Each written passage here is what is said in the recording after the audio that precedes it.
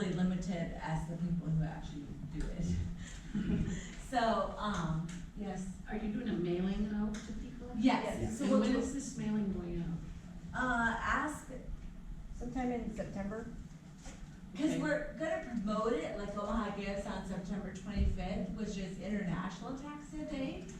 So, we're gonna promote to give on that day. In reality, obviously we'll take the donations anytime. We're gonna promote it for like one day event on September 25th.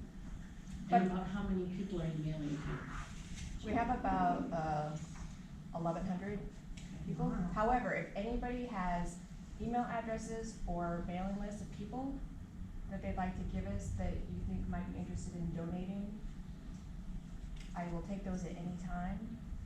It's crazy, friends, family, even people you've gone to for a long time, your dentist, your primary care physician, your physical therapist, your massage therapist, or whatever. Those people, when you ask them to assist with ataxia, oftentimes they will, even, $5, $10, $20 really goes a long way. So I would even suggest like, giving Elizabeth those names and numbers for those people. Cause it'll be not only a physical mailing, it'll also go out through email and be on social media and things like that. I have a question. I work at OPS Transportation. We have hundreds of people at my job. And we deal with, I'm a wheelchair aide. Okay. And so I was wondering, what kind of fundraising can I do for my job? I don't know, I guess I'll have to. Other than, pass the bucket, Yeah. Ask your employer, they have rules on that sometimes, so ask your employer what you're allowed to do for fundraising. And they might match, I don't know. Usually they stick to school fundraising, Sure. cause like I did fundraising for Transitional South last year. Mhm. Okay. But I don't know how they feel about us. Yeah, ask them. I mean, we are a 501c3 Yeah. organization, So so, if you had like some info for me, I could give to him. yeah, or I'd be happy to Yes. talk to We them. actually did not bring any pamphlets today, which is weird, but, yeah, we I mean, I can, got this, but. No, we have like a picture. we have some flyer. actual Oh, okay. pamphlets, yeah. And will you have a flyer for this as well? I'm sorry, Flyer for that the we can non-hazardous. have? Liz, Yeah, I'll order. one that we can hand out to people. Yeah, because we can get businesses to put it up in their windows. Yeah, or hand it Yeah. at work and things like that. I could put them at my school maybe. Okay. Yeah, that'd be perfect. Liz is the marketing person, Yeah, so she just gave me the card. that's why I'm like, talk to her. So Dr. Christina Fink, where'd she go? Oh, hi, back behind me, okay. So, la ta da, okay, I have to read because I haven't memorized it. So, she's LCSW, which is the licensed clinical social worker, with a variety of clinical teaching and community work over the 15 years, she looks 20. So she must have started at age 5. I did. So, she received her PhD in counseling education, and supervision from the University of Wyoming. And she's been certified in the Daring Way, which I think she'll probably have to us about. But have you all heard of Brene Brown? Anybody heard of her? She has a Netflix special. If you want something to do this evening, I would watch it. But I actually got to be one of the first individuals to train with her. I was sent to London to train with her, and then after that, I trained for a year online with people from all over the world. So I'm giving you a little bit of taste of the material that I learned, but honestly, we could spend 47 days on going over all of the stuff. So I've led groups with using her Daring Way materials, and there's a whole curriculum and everything, but I'll give a little bit of tidbit of it today. So, and this will be a little bit interactive. I'm not just gonna sit and talk at you for 45 minutes. So there'll be some participation stuff that you can do where you're seated at, and kind of go through, and if you have questions, stop me. move around a lot when I teach, so I'll kind of be doing that. But if you have questions, let me know. So we're just gonna go through a little bit here, kind of what does it mean to be, when I think about mental health and I think about the journey that all of us are on, what does that mean? What does it mean to be wholehearted as you move through this space and as you move through this world? So, and then kind of looking at what our wanted and unwanted identities are. So, and I'll get into a lot more detail with that as we go through today. But always when I have my students in class and every time I speak or do anything, I always say, I want you right now to think about what is your intention for this next hour? Maybe it's don't fall asleep while Christina's talking. I don't know, whatever it may be for this next hour. What do you want to take from this, right? As we go. So for me, it's a power move. It's how I bring clarity, meaning, and purpose to my day, my classes, my parenting. I'm a mom of 11 and a 13-year-old, almost 13. He's like, you're not 13 yet, but I'm like, you feel like you're 13 to me. So, and even daily conversations, having that interaction and that time to be thinking about as I go through my day, am I being intentional in the spaces that I'm at? So, and mine is, and this is one that it's beginning of school year for a lot of people, so I'm getting ready to start teaching my classes again. I just came back from living with 107 teenagers for a month on purpose. So this is the one that spoke to me today a lot. I will carry courage, compassion, and connection in my heart while on this journey. Even when the road is bumpy, even when I'm so busy that I feel behind, and especially when I start to compare and judge myself. Nobody else in here does that, right? You never compare yourself to anybody else or judge yourself, ever, right? Courage, compassion, and connection will be my constant companions. So this is really just kind of an insight into how I try to live my life. Do I do it 100% all the time? No. I try, and I mess up, and I circle back, right? So, and I think that's the important part of Brené's work, too, that she talks about. There's some days where I'm better than others, right? And it's not about what I get done or all of that status of exhaustion. I love that Linda talked about the fundraiser of being relaxing with ataxia, because it's, in our society, a lot of times now, it's like, you're just supposed to be busy, right? That status of, oh, I did more than somebody else. And it's like, wait a minute, how do I take the time and just slow down and be in the moment and be present? So,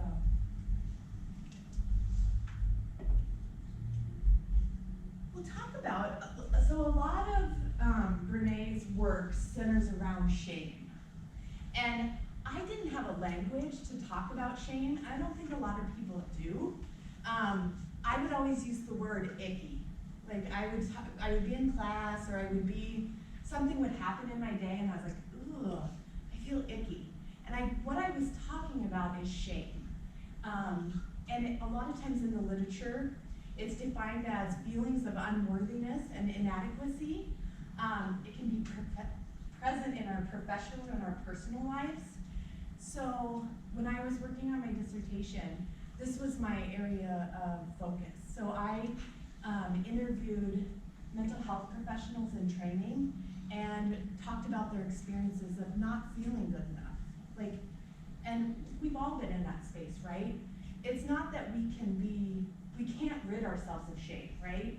If we have connection and that vulnerability and we want to connect with people, we can't run from shame, but we can recognize it and realize, ooh, it's coming up for me. This is what's coming up for me right now, and this may be something that triggers it, right? Something said in the break room at work, or something, or even, it might even not be someone you know, right? on the fake book, on the Facebook, like, I call it the fake book too. Something can be said on there, right? And then all of a sudden you're in this spiral and you're like, I'm in this huge shame storm, not feeling adequate, not feeling good enough. And it can be related to something that you're experiencing with your journey. It can be related to your experience as someone that loves someone with ataxia. It can come up and show up in a lot of different ways. And the purpose isn't to say, no, I don't want to feel that way, even though if I could wave a magic wand, I would wave a magic wand and not feel shame, but that's not a reality. So learning how, when it comes up, what you can do with it. So I'll give you a little bit of tips on that today too. And this is that part, Brown talks about this, is it also can be defined as that, it's intensely painful, right? It's that believing that as human beings, we are flawed. And that means that we're not worthy of acceptance and belonging, right? So she talks a lot about the gifts of imperfection, like embracing those imperfections instead of trying to appear like I have it all together all the time, right? How many of you in here have it together all the time? And if you do, teach me your ways, right? So, Yeah, 100%. every day, right? So, but that's that part, right? So that we sometimes think, oh, if they, Bob, was it Bob? Yeah. If they know this about me, they're not gonna accept me. So we worry that our flaws make us unlovable or unacceptable. And the opposite is actually true. So, thinking about that, this is this big part. And you can, I can send this PowerPoint too, if you would like access to it, I can do that. But this is the 4 ways to kind of practice that shame resiliency when you're thinking about it. So before we can overcome shame, we must be able to recognize it. We have to realize, ooh, what's happening for me? And ask yourself these questions. So where do you physically feel shame? Where do you feel that at? For me, and one of my big shame triggers is around my parenting, because I'm a little unorthodox in some of my approaches. So sometimes there's moms at school events that just will say things and I'm like, ugh. And so I start to be really, really sweaty in my armpits, and then my stomach does all these flip-flops, right? So I started to recognize that. I'm like, ooh. And I know I'm in shame when I feel what?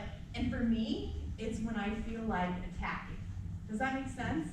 Like I feel like, ooh, I want to say something to her and just make her feel small. And that's a real honest thing for me. So I try not to, and I've been pretty successful.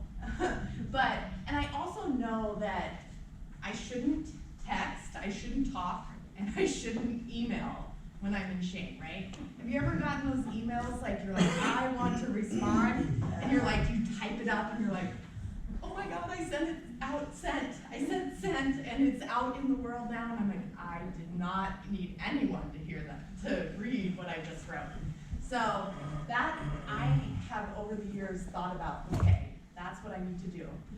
And this one, I really like that connection with your body of thinking about if I could taste, touch, or smell shame, it would be like, what would it taste like? Some of my school social workers were like, it would smell like a one-night stand. And I was like, what does a one-night stand smell like? I don't know. But that was there. I was like, okay. So, and then someone said it would taste like tar, like that you would put tar in your mouth and that you couldn't. So, but it's different for every person, right? So thinking about, for you personally, what that would look like. Practicing critical awareness. I think this is a huge thing, right? And I talk to my students about this all the time. Like when you read something, when you're looking at something, really have that critical eye on it, thinking about, okay, what's trying to happen here? So I use the example a lot of the beauty industry, right? They want, right? The beauty industry wants us to feel great about ourselves, right? No, why would they want us to feel great about ourselves? What's that? We wouldn't buy their product. Exactly. It's a billion-dollar industry, right? So they purposely, and they have actually, and this is wild to me too, but they have psychologists on staff specifically to figure out what makes people consume, right? What makes people buy stuff? And so, and they're shameless in their approach, right? They're like, okay, I'll make Linda feel inadequate without this, and so she'll buy more and more of this. And they actually have it, there was a really good presentation, and you can access it on YouTube. When I was at the University of Wyoming, we did a Shepherd Symposium on social justice, and they talked about